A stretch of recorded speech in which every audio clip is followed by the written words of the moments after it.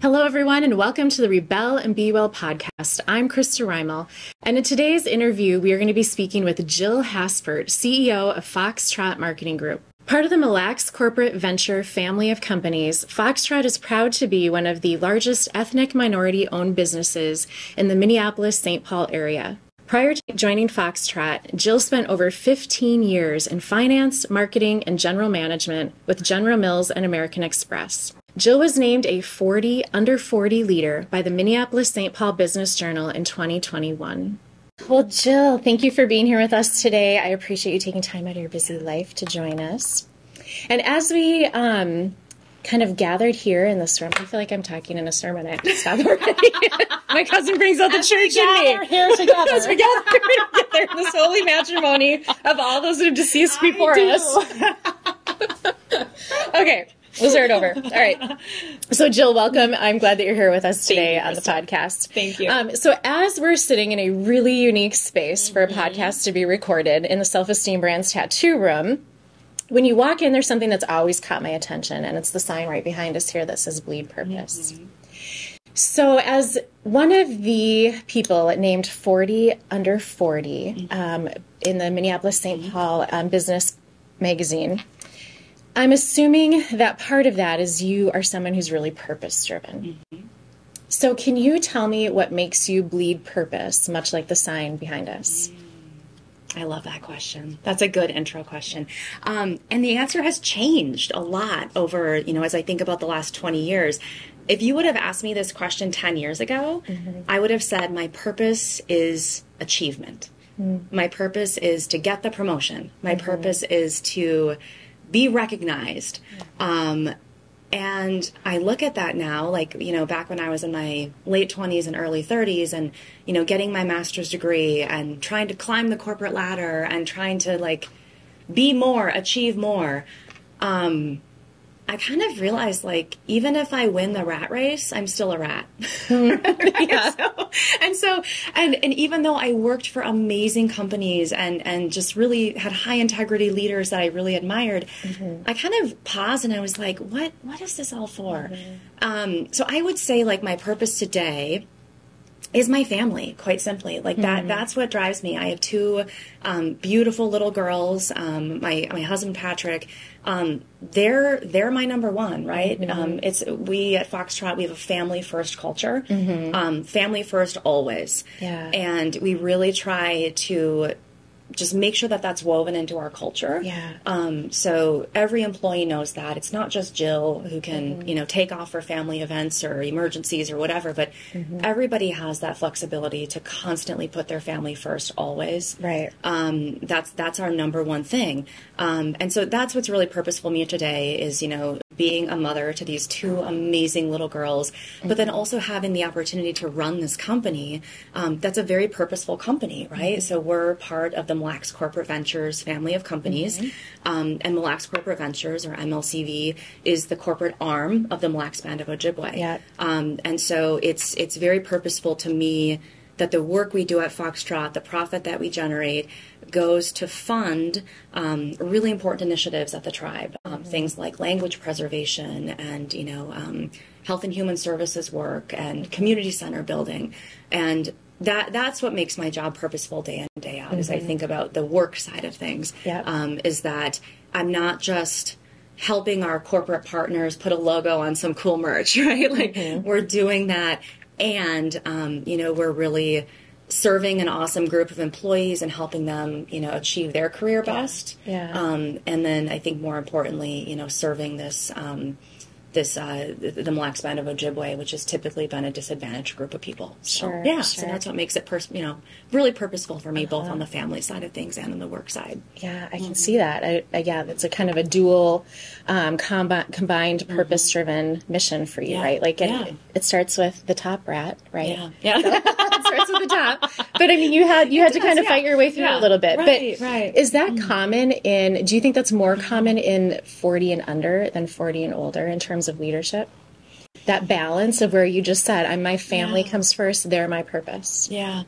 I do think it is, and I think about, just the place that I was at in my life, when I graduated from the U of M with my MBA, it was a very achievement-oriented group of people that I was with, and I really thrived on that. If I look at my strengths finders, achievement is one of those, right? Yeah. I like being someone who, works hard and hustles and, gets that recognition for that hustle. So I do think that I think it was like a circumstantial, kind of feeling, because I was with that group of people, and I still stay really close to that group of people. We just had our 10-year MBA reunion last fall, which was just fun. But what I realized is that over the 10 years, like, everybody took a giant chill pill, because we were so tightly wound before that. We were like, who can earn the most money, graduating from grad school, and who's getting the top jobs, and who's moving out to the East Coast, and all of these very kind of, honestly, like, as I look backwards, kind of meaningless things in the scheme of things, right? And now it's all about, okay, who's got the cutest baby pictures of their kids, and who's actually, like, fulfilling a life dream of working at this really cool nonprofit that they've always wanted to work at, or who's fulfilling their or finding their purpose in life in other ways. And so, it's just become a lot more. It's become a lot deeper than the surface level, some of the surface level stuff that we were focused on before. So, which is, I'm sure, what attracts a lot of people to Foxtrot marketing and your leadership style, because as we're learning kind of in this time of the Great Resignation, right, like, everybody's seeking something different, something more purposeful. And accolades are great at the moment, but then they come and they go, right? And your family stays, right? So why not make them a huge part of your purpose mission? Right, so exactly. That's an awesome answer. Yeah, and I say that all the time too. It's like, I don't mean to be flippant about this, but anybody can be replaced at work. Like, anybody.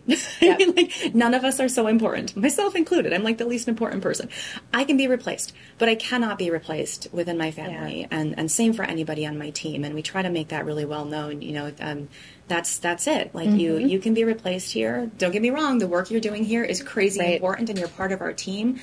But you have to prioritize what's number one in your life. And so. But it's phenomenal that you give your employees, your team, your company permission to do that, because I think that's not all that common, although it's clearly what employees and teams and mid-level management is desiring, right? They want that permission to be more balanced. Yeah.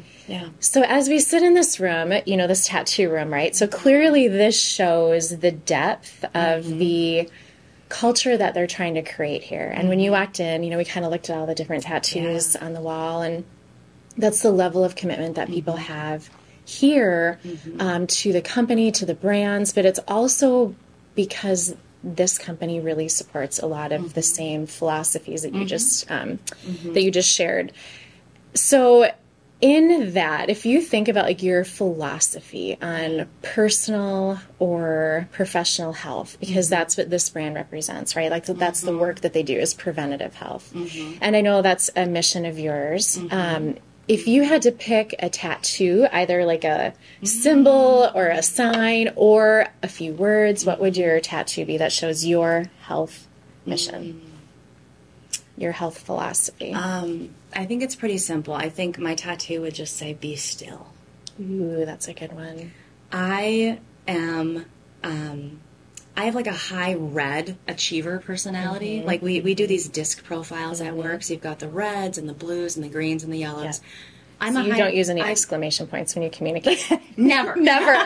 I'm green. And so I'm like all exclamation points. So you know I'm excited about what I'm saying. I'm just like, get to the point, get it done. Don't waste my time. Yeah. And so I do it with kindness, of course. But, of course. But yes, I do have that, like that. I have that red, you have a problem, you put a plan in place, you execute it, you solve the problem, right? Like it's very, get it done, right? I don't, and so I find myself sometimes getting like overheated red if I have a stressful day or feel overwhelmed, or there's just, lots of moments like that during COVID for a lot of people. And so I have to remind myself, like, Jill, just like be still, like take in what's happening around you, excuse yourself from it if you have to, and just finding that calm and stillness has been a huge, not only stress reliever for me, but it's made me more reflective. And I've actually started implementing this practice too, where every Friday afternoon I have a block on my calendar from 3:30 to 5. Occasionally that block on my calendar is superseded by a happy hour, which is always, always fun. But that block on my calendar is intended to be reflection and journaling, and not journaling about my life, but journaling about work. And I've done this for many years, and I've found it to be really the greatest source of my aha moments and learning about how I operate as a leader and areas of improvement for myself. It's not so much about journaling that individual thing or circumstances or whatever happened that week, the challenge or the celebration of that week. It's in looking across the weeks that I'm like, oh, I'm seeing a theme. And I have those aha moments, and then I can actually, take those aha moments and, make a statement around them and put them forward as I think about what do I want, how I want to change and achieve things differently in the future. But that doesn't happen unless you unless you're still and you turn off that email, you turn off that phone, you eliminate distractions.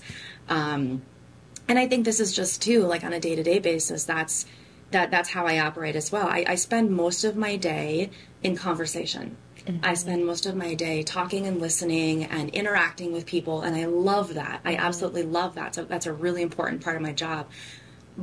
And in the evenings, I need quiet and I need stillness. And so I find that in reading and just, I'm kind of a night owl. Yeah, that's genetic. So, after the kids are in bed, just having just quiet, no TV, reading something fiction or nonfiction or that's my solitude. That's my stillness. And that's been really important to me. That's a beautiful answer. Have you heard of the book from Ryan Holiday, Stillness is the Key, or Stillness is the Way, I believe it's titled? No. I need to get you a copy of that. No, it's a great book. And even though you're a red and I tend to be more green and yellow, right, and in the way that we approach things, it really talks about the beauty of stillness and how it's kind of a lost art in our culture today. We are so fast-paced. We just go, and information is constantly coming at us. And this talks about that ancient practice of health and just the importance of taking time to really be still and reflect. The solitude and the stillness. And I think it's interesting too. I have had to learn how to do this. This has not come naturally to me. But I think too, one thing I'm really constantly trying to fight, both with myself and with my team, is this feeling of being always available. So we, during COVID, we shifted how we communicate as a team. We started implementing more, Slack messages and more, chat messages, lots of texts, and there's sometimes this feeling of like, doesn't matter what hour of the day it is. If there's a Slack message, you better respond, even if you're just giving a thumbs up emoji. And that was my that was me, right? Like I wasn't pushing that on my team. That was just, I felt like as the leader of this company, I had to always be available. And I had this aha moment when I was getting massage And I like strategically positioned my cell phone, like, so I had my head in this bolster and I had my cell phone like this. So yeah. And I'm like, that's where you're getting a massage. I was like, this is the dumbest thing. Like, why are you doing this? Right. And so, you know, I've gone away. Like, there's no emergency that is so big that I cannot shut my phone off for an hour. Right. I have an amazingly capable team of people, that are just phenomenal. They can handle emergencies as they pop up. There is no need for any of us, including me, to be available 24/7. So that's been another, again, has not come easy, but that's something that I'm trying to do, is to like purposely turn off my cell phone, leave it in the mudroom when I get home from work, so it doesn't come to the dinner table. I can spend that time with the kids, and but it's something I've had to learn how to do. So, well, it's a slippery slope, and it's tough in our society, right? It's kind of like I used to tell patients, you know, it's easier to make unhealthy choices in our world today than healthy choices. So that's a healthy choice, right? It's like I'm putting that boundary up for myself and my family, and I'm leaving that there. And then if you demonstrate that and you do that, not only is it showing something to your family and your own, you know, girls, but your employees know it too, right? So then they have permission to take on that stillness. Right.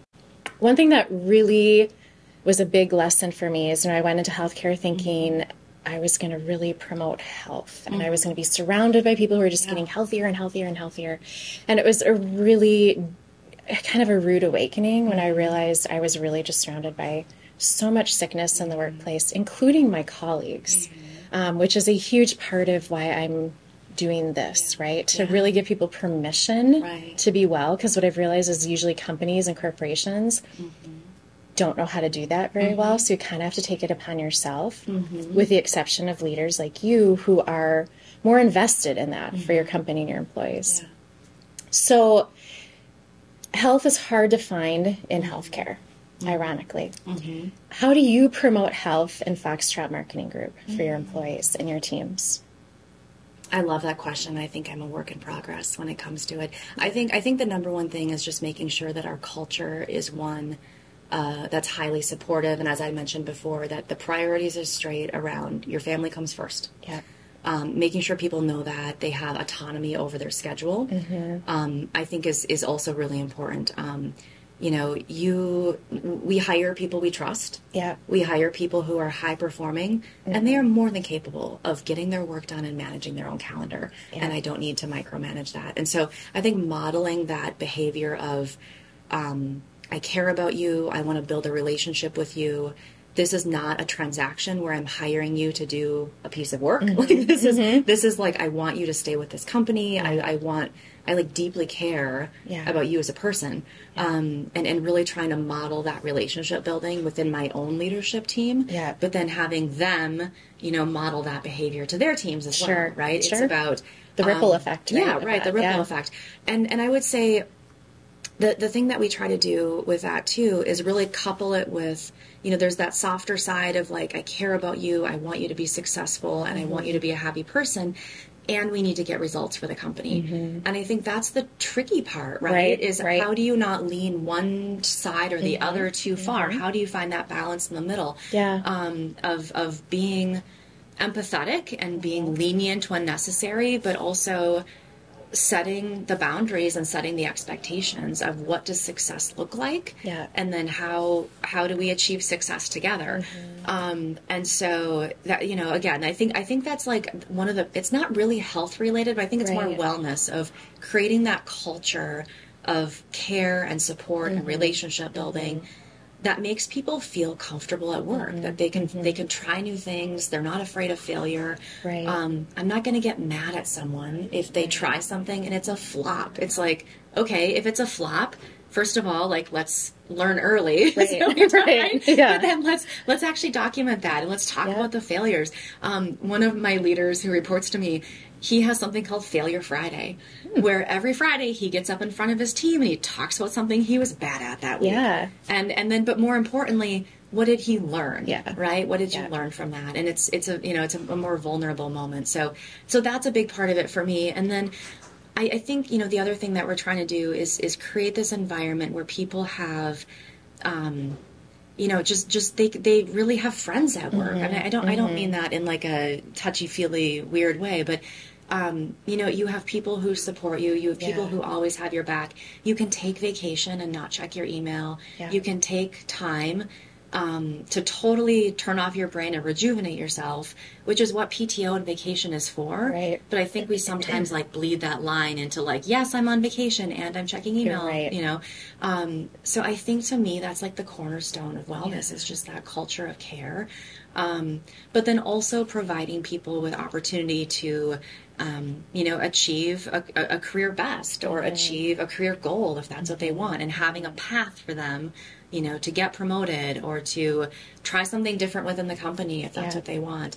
So that's the number one to me. And then, again, I think we're trying to build, I should take a step back. We actually moved into a new headquarters building about a year and a half ago now. Okay.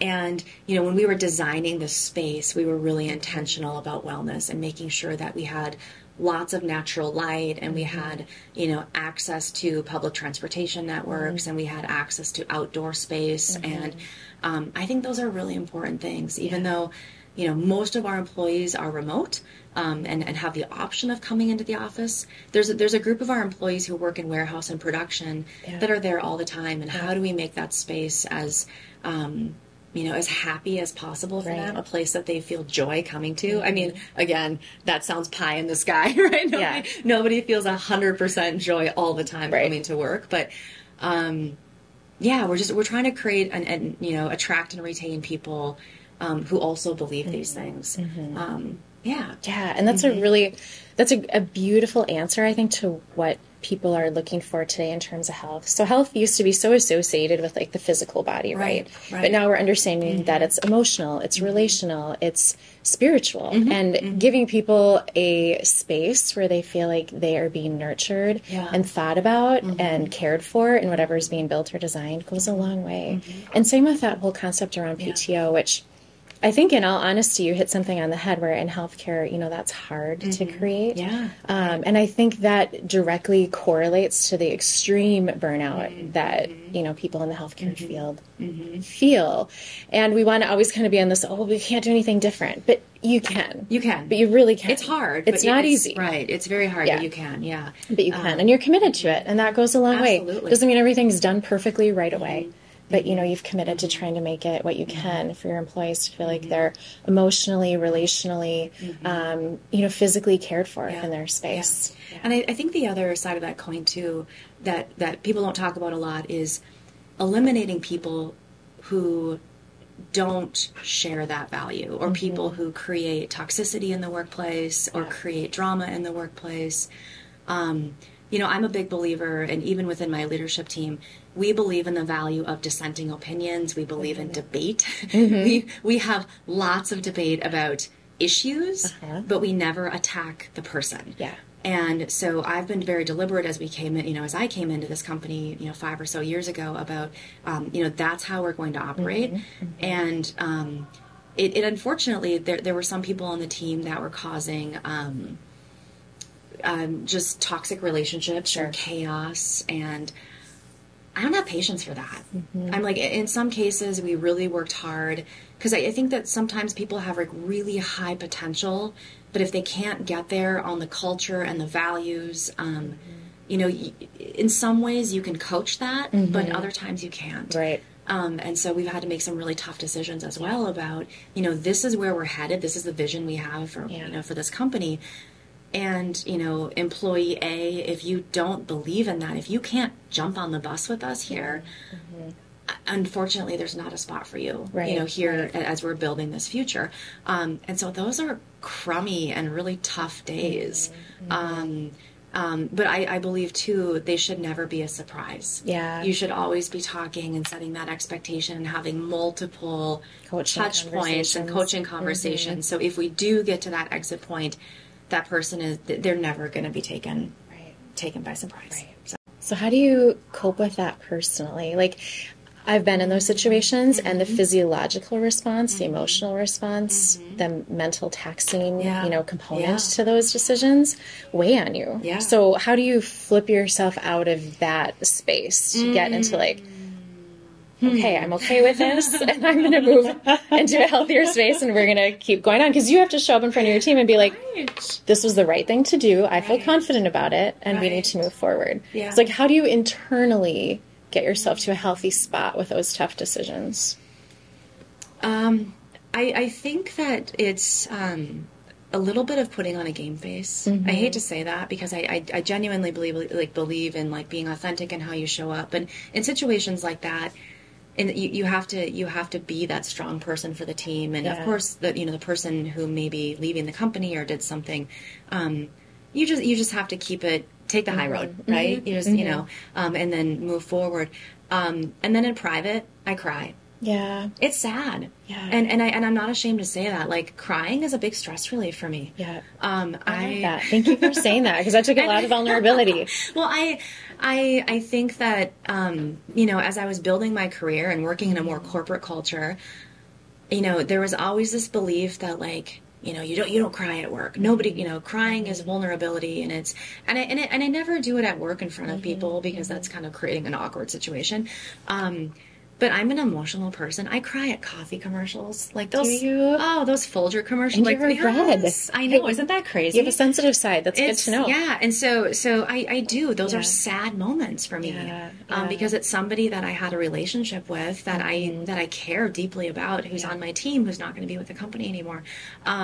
So yeah, it is. Yeah. But then I pick myself up and I move on. It's like a 5-minute moment, and then I've got concealer in my handbag, and you have your therapy to cry, your concealer, and a glass of wine. You're like, okay, and then you move on. And you got you just pick it up and you move on, and you create the next new environment. And but there is that moment of grieving of what was, and but there's always lots of new opportunity. Yeah. So we'll return to Rebel and Be Well in just a moment, but first a few words about our sponsors. I want to say a special thank you to everyone at Self-Esteem Brands. We are grateful for the recording space and support you have provided to our podcast platform and team. You can find more information about Self-Esteem Brands in the show notes. We appreciate and savor every sip of Dry Farm wines during our podcast conversations and every event at the Point Retreats. To find out more about Dry Farm wines, find their link in our show notes. Thank you, Paddle North, for being our preferred Minnesota-based brand and company. We honor every memorable paddle. To find out more information about Paddle North, find their link in our show notes. The Point Retreats and Rentals is situated roughly 30 minutes outside Brainerd, Minnesota. The property's private peninsula boasts over 1,500 feet of stunning shoreline spanning 3 lakes on the pristine Whitefish chain of lakes. Whether you need time to renew, reset, or reconnect, we have a space that can host your family, group, or team. Click on the show notes to find out more about the Point Retreats and the Point Rentals.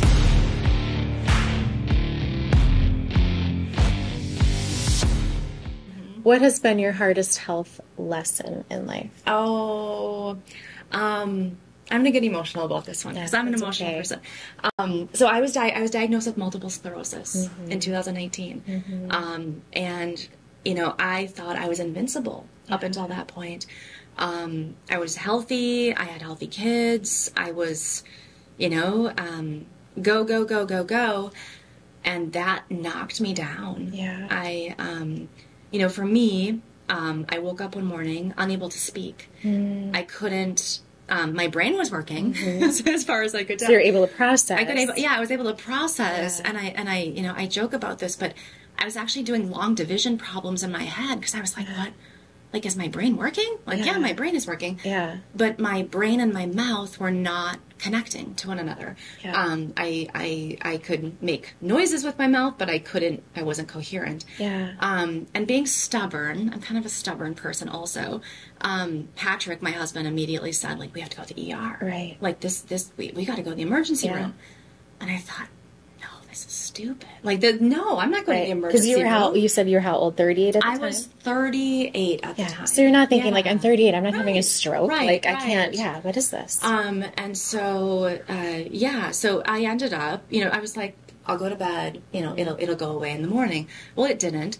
And so I ended up driving myself to the emergency room, And, that began the journey for me, really, of, doing all sorts of scans and tests to figure out what was going on. And I'm so lucky because I was diagnosed with my MS very quickly. And as I've gotten to know more folks in the MS community, that's not always the case. They can go for years with really vague symptoms that, this hit me over the head. Like, I couldn't talk. And so I got my diagnosis that day. They did an MRI and they found areas in my brain, that indicated that I had MS. And then they also took some spinal fluid to confirm the diagnosis. And this is all in the ER, all within like that 24 hours. Right, wow. right. Well, all within 24 hours. And I did not know a thing about multiple sclerosis. Right. I didn't have any friends or family who had the disease. I thought I was dying. I didn't know. I had no idea. And so, just... That's a quick halt to be still. Yes, right. And so just that, and and I couldn't talk, so I couldn't talk through what I was feeling. Could you write? Not very well. Okay. My hands were kind of numb. Yeah. So I'm so thankful though that I was diagnosed early. I was able to get on a disease modifying therapy early. And I've learned so much about managing my stress because I do, for me, MS manifests itself in fatigue and speech issues. And so if I get really fatigued or really tired, like I was talking about before how important sleep is, I find myself slurring words or I lose my balance. You might think I had maybe too much wine. But usually she doesn't drink on the job, not normally. Right? Yes. And my super high heels that I used to love wearing are a thing of the past because my balance doesn't allow for that. But I just feel so fortunate. I mean, in the scheme of things that, again, I was diagnosed early. I have an amazing healthcare team that helped explain to me what this disease is and how, the different options that I had going forward, and really took an educational approach to it versus just this is a thing you have, take this pill, go home. Right. So I'm forever thankful for that. But yeah, and today, I do take, conventional medicine, to help me treat the disease.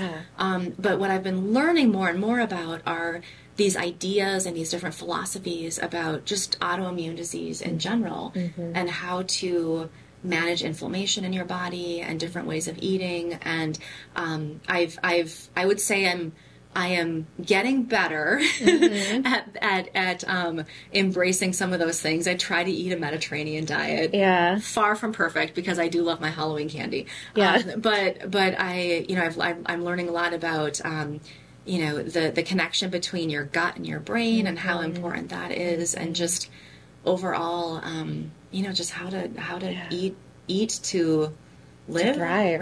To thrive, and how important those nutrients are. And to heal. And before that, was your lifestyle really different? Like before that day when you landed in the ER, was your lifestyle really different than it is now? Oh, absolutely. Absolutely. I didn't exercise. I would like do an occasional yoga class and say that was my exercise. If I do a yoga class once a month, that counts, right? Yes, my diet was very poor. I was always on the go, and so I was always eating on the go. And I've just been more intentional, about it really hit me hard. It made me really re-examine kind of all areas of my life, and specifically that stress management, the sleep, the diet. It was a game changer, right? It was just an absolute thought I was invincible, and then this came along, and I don't know what the future holds, right? I have, I'm part of an MS network now where some of the people in that network, they have severe disability. And I've had to kind of think through that could be my future. I don't know. The disease is highly variable. It looks different in everybody. And so what I'm trying to do now is, partner with my healthcare team to try to be as healthy as I can for as long as I can. And that includes, both, that conventional medicine and the DMT plus, some the diet and exercise piece of it. That's really important. So, and they're both incredibly important, especially when you have something like an autoimmune disease, right? That's of significance, like you had.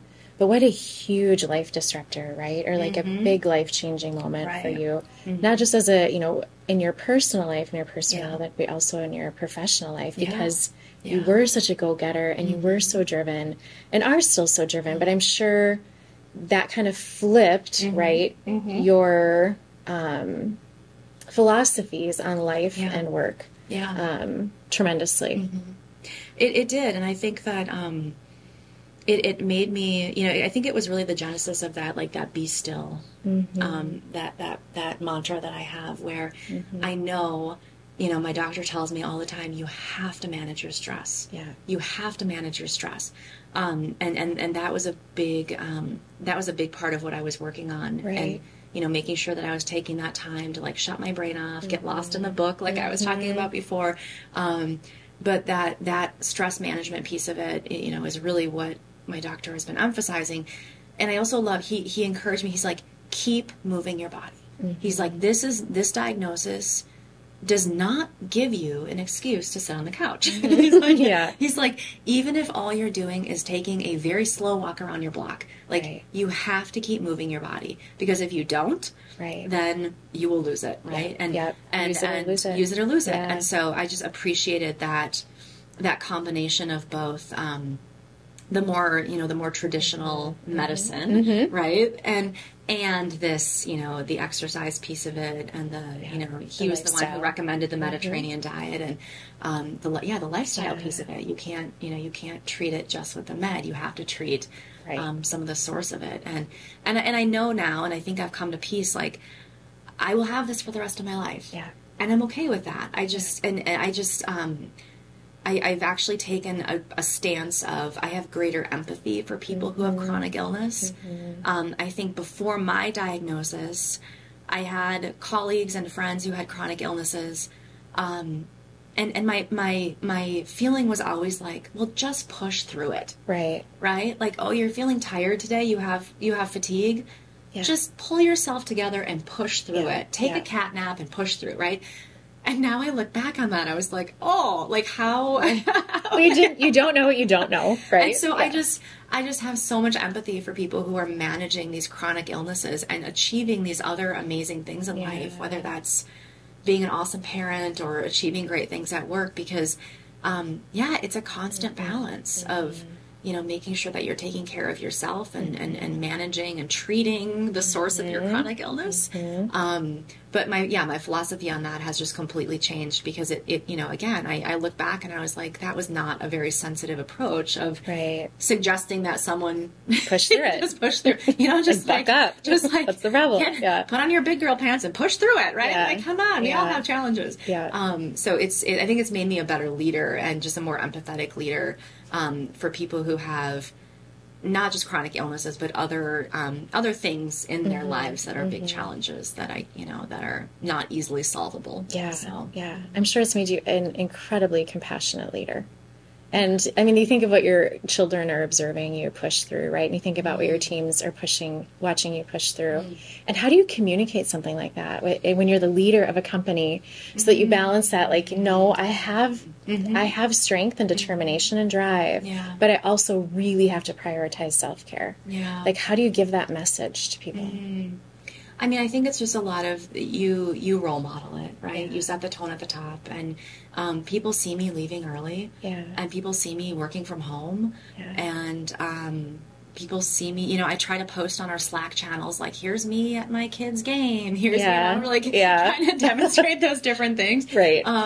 So it's not an outright, like, here's Jill being a role model for wellness, right? It's like those little, like... It's more authentic than that. Right? It's like those... It's not like you're staged, I'm going to do this thing, and then, It's like the little moments. And one of the things I'm also really proud of is we have volunteer paid time off. Okay. And so I encourage, like, everybody at the beginning of the year has to make a plan for how they will use their volunteer paid time off.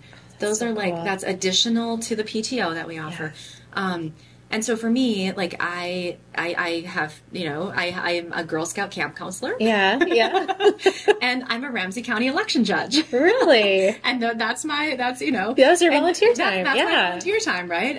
And so I'm very purposeful about like when I do those things, like making sure that I'm posting and encouraging the other leaders in my company to do the same, because if we're modeling those behaviors, people are going to feel more comfortable doing that for themselves. And so that's been that I think that's kind of how I do that, is just those like frequent but more subtle messages. Sure. And then, too, I think like I had a leadership team offsite at my house a couple months ago. We started the morning with yoga and relaxation, deep breathing, like setting the stage for the day. And, it's just, again, just kind of another example of how we take care of ourselves. Yeah. So you're leading by example, which is one of the best ways to lead, right? I'm trying well, no, it's always a work in progress. But the changes that you've made in these, last couple of years in there are tremendous. And, as a leader, right, probably people usually want someone they can relate to. And every human's going to have struggles. And every human's going to be faced at some point with an illness of, their own or a loved one. And showing example of how you can be compassionate to self, and to others in that is a huge lesson. And it gives your company permission to do the same if you're doing it too. Which I'm sure there were some internal battles there. Yeah, and at first, when I first got my diagnosis, I really debated, do I share this with anybody? People at work, my team, they knew I was gone. Yeah, they didn't know where I was, right? I could like I'm in Fiji. I couldn't talk. Right? I was like, I can't really. I know. How do you do that? So, I'm so thankful, and again, I just have the most amazing leadership team. They picked up the ball, and that week I was in the hospital, like the company thrived. The company did amazing. Right? So I was like, I should be gone more often, right? Maybe on a better, different kind of vacation. Right. But yeah, I like your Fiji idea. Yeah, that's a good one. And so I think it's just, again, I've been so fortunate because I've been able to like really create this team. That we don't just collaborate with each other, but we're committed to each other. We're committed to the company's success. We're committed to each other's success. So I had this debate. I'm like, if they know that I have this diagnosis, are they going to think somehow that it's diminished my mental capacity? Sure. Are they going to think somehow? Are they going to think somehow that I'm not up to the job? Yeah. Are they going to think that I need to be treated with kid gloves because I'm now fragile in some way? Yeah. And so did you think that about yourself at any point? No, I knew I could. No, it was no. I always knew, again, because cognitively I was fine. Yeah. But I just. And again, I think this goes back to that mindset that I have is like, I had a problem. Yep. I make a plan to solve the problem. I execute the plan to solve the problem, and it's solved. Yeah. So I'm like, this is how it approaches.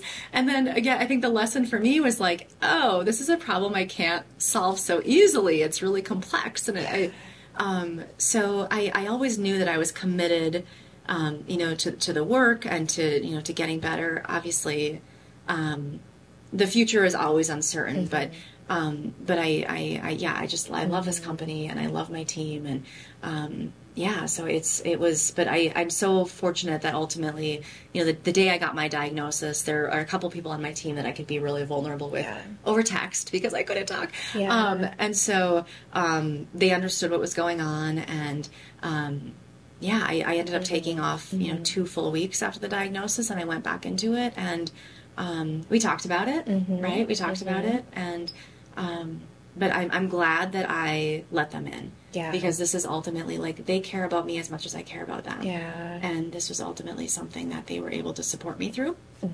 And I've never received so many, like, flowers and baked goods in my life. Like, can you make Mediterranean baked goods, please? Yeah, Mediterranean diet baked goods, Exactly. But that goes back to that, why the culture of creating healthy teams, healthy company, healthy employees, right, is so important, because life happens. Right. And you spend a huge part of your life at work. Right. And so a lot of times in life, those are the people that you really need to have your back when you need it. And that's a huge life event, especially at a young age. So a tremendous amount of accolades and kudos to you for just having that mindset to be able to not only push yourself personally through that, but to use it as a lesson to help drive you to be a better mother, wife, leader in your company. You know, because a lot of people could have hidden in a closet. A lot of people could have decided to, you know, I have this huge diagnosis, I'm just going to drink wine and eat Halloween candy and, you know, just say, I can't control, I don't have no say in this, but you controlled your controllables really beautifully. And I feel fortunate that I've had a chance to observe that both on a personal and professional level. So yeah, that's a really big thing to push through. I always try to have that positive mindset, right? I think your mindset is so important. And you referenced this, you know, in one of the podcasts that you did before after your dad lost his arm, right? It's about having that, okay, what can we make out of this? What's the lesson here? How do we take what's here and just move forward? And it's not that like positive all the time and that toxic positivity, but it's just choosing your mindset and like you said, controlling your controllables. And for me, I do feel so lucky because, you know, I can't say this enough, like early diagnosis, amazing care team, and my disease is stable, right? I have, I'm so lucky because, you know, most days I forget that I have MS. I don't Which is think about it a lot, phenomenal thing. Absolutely. But I also know that there's so many in the chronic illness community that don't have that luxury.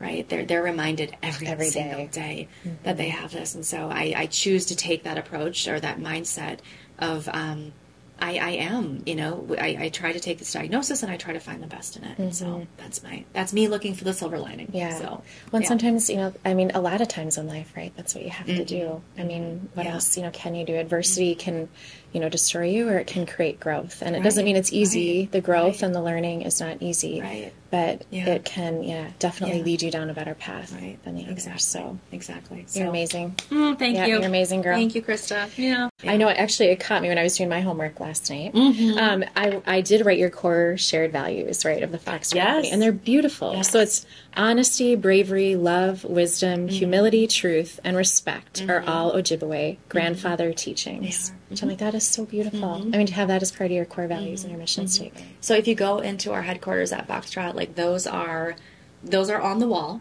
But I'm also a believer. You can't just stick them on the wall and expect people to actually, you know what they mean. And so, we try to start every leadership meeting talking about like, what is somebody's favorite core value and why, and how have they lived that in their life?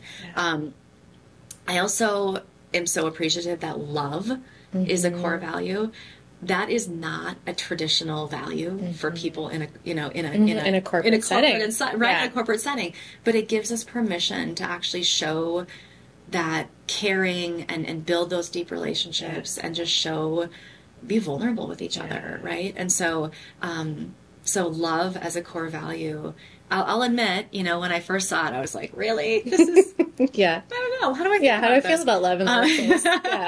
But it is, like, I can honestly say that the people that work at Foxtrot, the people that I have the pleasure of working side by side, I love them. Like, they're your work family. Yeah, they're my work family. And, you know, we're committed to each other. And, so I just think it's remarkable the tone that MLCV has set and how they have, you know, really, really honored their history. And I learn something new, you know, every day, every interaction I have. So, and how ironic, right? I'm just going to put in a little shameless plug for Foxtrot Marketing Group here, who created these love work hugs for us at our last retreat for Anytime Fitness MCOs. But similar philosophies, right? That shared value of the fact that it's important to show, you know, love in a lot of spaces, right? And love can look a lot of different ways. So, you know, there's romantic love, but this is like family, you know, a family work-life relational love. That can be a really important core value. And I think the tradition of the Native American history is within their tribe, within their families, they showed a lot of love, right? And their life was work. Like, life was work all the time, just to survive. It was a survival mechanism. So you had to, love each other through that. So, that's really beautiful. I'd love to learn more.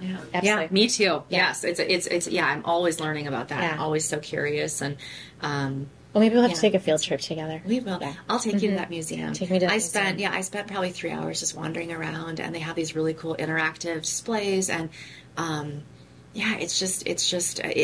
leave with this amazing appreciation for the people and for the land.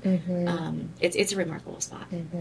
Okay, definitely. I'll put that on our to-do list. Yeah. So that was actually going to lead to my next question. Is that something you hope, aside from our field trip, what's something that you hope to learn or experience in the year ahead? Oh my goodness, that is a fantastic question.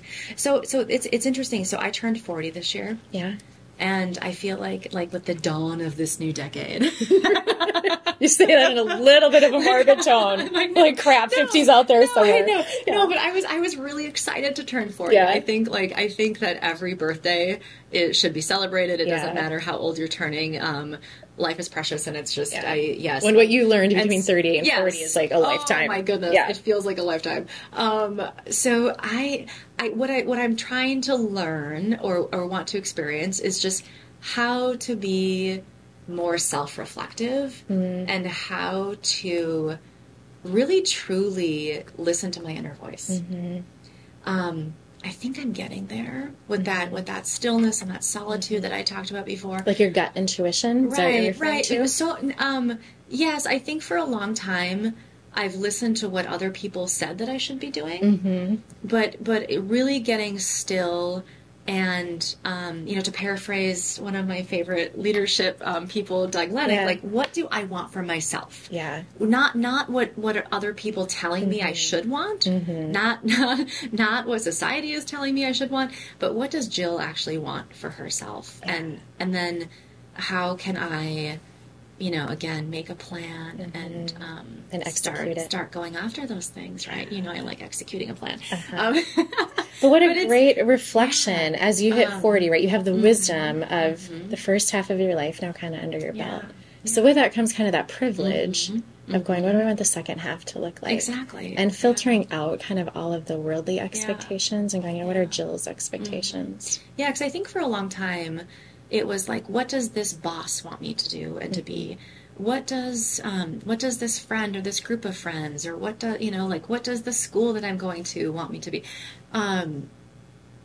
It's like, yes, that's input into all of this. That's an opinion. But I think it's just really getting true with myself about what do I want? Yeah, what do I want the next 40 years to look like? Yeah. And then how do I make a plan to go out and do those things? Because I think it's sad when people have that self-reflection, but then they don't actually go out and do it. And they look back and they say like, oh, I wish I would have done that, and I wish I would have done this. And that's one thing I want to get better at is just listening to my inner voice, not listening to what others think I should be doing, but really truly what do I want? Yeah. Which is a phenomenal goal. I mean, it really is, right? Like, at the end of the day, everything else can kind of come and go with, in some way, shape, or form. But, it's kind of like you, yourself, and I standing there at the end of the day. Right. So that has to be really important, right? So you're valuing that, which is phenomenal. Yeah, which is beautiful. Well, with that, I just want to say thank you for this wonderful, enlightening, inspiring conversation. You're an incredible human who I'm honored to know. And for those that don't know, I'm also related to you, which makes it all that much more awesome. Yes, I love you. Speaking of love, maybe it's appropriate because we're cousins, but I do love you. I'm grateful for you. Thank you. And thank you for being here with us today. And cheers. Cheers, Christa. To loving thank you. in multiple ways. I love it. Yeah, thank you. Yeah. I want to say a special thank you to everyone at Self-Esteem Brands, the parent company of Anytime Fitness, Waxing the City, Bar Method, Stronger You Nutrition, and Base Camp Fitness. We are grateful for the recording space and support you have provided to our podcast platform and team. You are a true example of what it means to rebel and be well. You can learn more about Self-Esteem Brands via the link shared in the show notes below. We appreciate and savor every sip of Dry Farm wines during our podcast conversations and every event at the Point Retreats. As a health and wellness platform, we are grateful to have a pure and unique wine that is free of sugar and additives, grown on small family farms, and brings a bright and soulful and vibrant glass of wine to share with the community we love. Cheers to our Dry Farm Wine friends and family. You can learn more and order your own bottles of Dry Farm wine by clicking the link provided in the show notes below. That simple and serene moment when we glide across the lake at the Point Retreats on our Paddle North paddleboard is one of the most cherished moments. It's a gift when we and our guests blend into nature and lose track of time and space as we soar across the pristine Whitefish chain of lakes. Thank you, Paddle North, for being our preferred Minnesota-based brand and company. We honor every memorable paddle that brings great clarity and balance. Click on the link provided in the show notes below to see all the incredible lake gear available with Paddle North. The Point Retreats and Rentals is situated roughly 30 minutes outside Brainerd, Minnesota. The property's private peninsula boasts over 1,500 feet of stunning shoreline spanning 3 lakes on the Whitefish chain of lakes. The Point property is owned by 2 purpose-driven leaders who share a strong desire to lead others to optimal health and well-being. Our team believes in proactive, modern-day health, shifting our mindsets to valuing quality of life in the same capacity as we value quantity of life. We aim for every experience at the Point to enhance and deepen your whole being health by providing many opportunities for well care during your stay. Whether you need time to renew, reset, or reconnect, we have a space that can host your family, group, or team. Click on the show notes below to find out more about the Point Retreats and the Point Rentals.